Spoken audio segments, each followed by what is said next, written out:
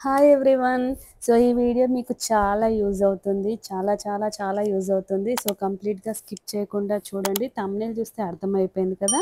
అవునండి. చిమ్నీని మనం ఎలా క్లీన్ చేయాలో చూపిస్తాను. ఈ వీడియోను లైక్ చేయండి, షేర్ చేయండి, సబ్స్క్రైబ్ చేయండి. సో ఈజీ వేలో నేనైతే చూపిస్తాను. చిమ్నీ అనేది క్లీనింగ్ చాలా మోస్ట్ ఇంపార్టెంట్. చాలా మెంబర్స్ చిమ్నీ క్లీన్ చేయరనమాట. క్లీన్ చేయకపోవడం వల్ల మనకు ఆ మెషిన్ యొక్క లైఫ్ టైం అనేది తగ్గుతుంది. చూడండి మీకు ఇక్కడ చూపిస్తున్నాను నేను. ఆయిల్ అనేది మొత్తం అలా కిందికి కారుతూ ఉంటుందనమాట. ఎక్కువ రోజులవుతాయి. మినిమమ్ 2 మంత్స్‌కి ఒకసారైనా మనం చిమ్నీ అనేది క్లీన్ చేస్తే చిమ్నీ లైఫ్ ఎక్కువొస్తుంది. మనకు సౌండ్ రాదు. ఇంజిన్ గూడా ఖరాబ్ కాదనమాట.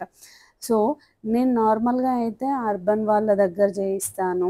లేదా బాత్రూమ్స్ క్లీన్ చేసే వాళ్ళు వస్తుంటారు కదా! వాళ్ళతో అయినా క్లీన్ చేయిస్తుంటాను.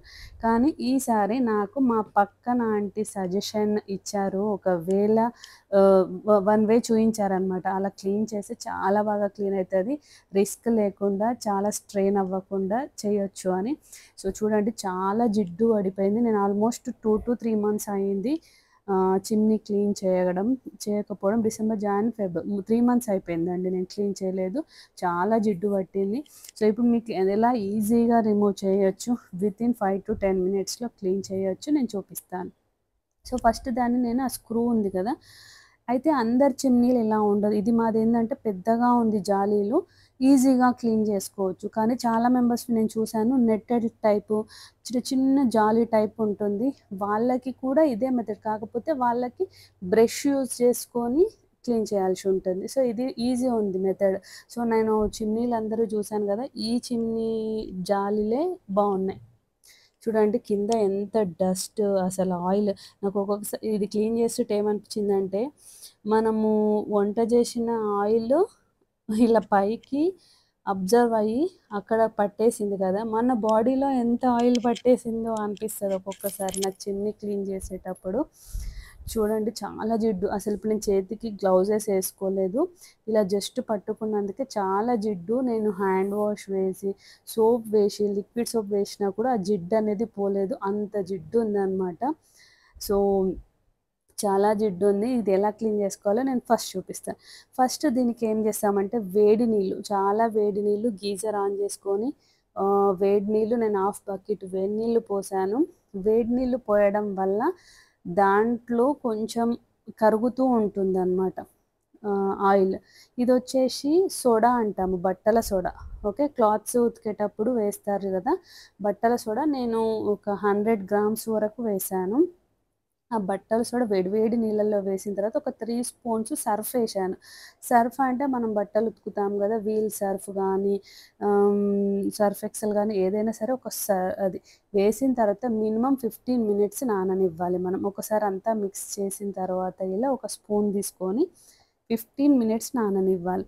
నేను ఇంతకుముందు క్లీన్ చేసినప్పుడు చాలా స్ట్రగుల్ అయ్యాను. గ్లౌజులయితే ఏసుకున్నానండి. చాలా జిడ్డు పట్టింది. అసలు హ్యాండ్స్ క్లీన్ చేసినా పోలేదు. గ్లౌజులేసుకున్నాను. చూడండి ఎంత జిడ్డుంది చూడండి. ఇలా స్పూన్‌తో అంటే ఇలా వచ్చేస్తుందనమాట.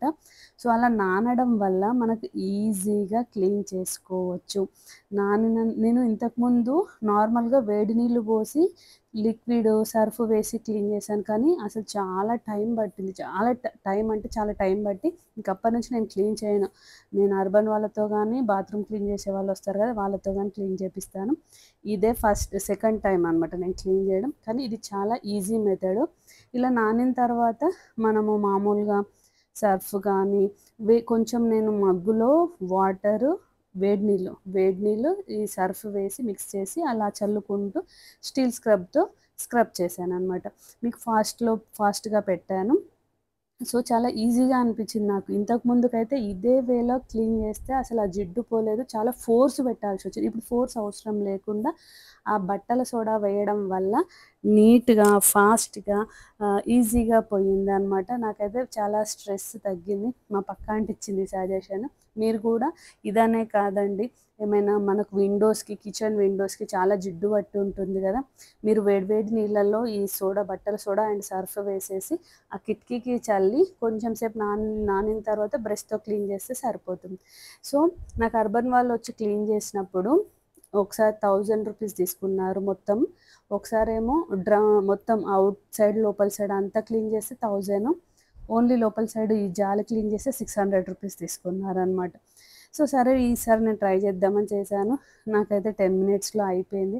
చాలా ఈజీ అయింది. చాలా చాలా ఈజీ అయింది. మీరు కూడా ట్రై చేయండి. మీకిది చాలా యూజ్ అవుతుంది ఈ టిప్ అని చెప్పేసి నేను వీడియో చేయడం కోసము ఎన్నో రోజుల నుంచి చూస్తున్నాను. ఈరోజు టైం దొరికింది చేశాననమాట. ఇది అయిపోయిన తర్వాత చూడండి, ఫస్ట్ దానికి ఎక్కువ జిడ్డు పడుతుంది. కింది దానికి తక్కువ పడుతుంది. ఇందాక క్లీన్ చేసింది కిందిది నేను జాలి. ఇప్పుడు ఇది పైది.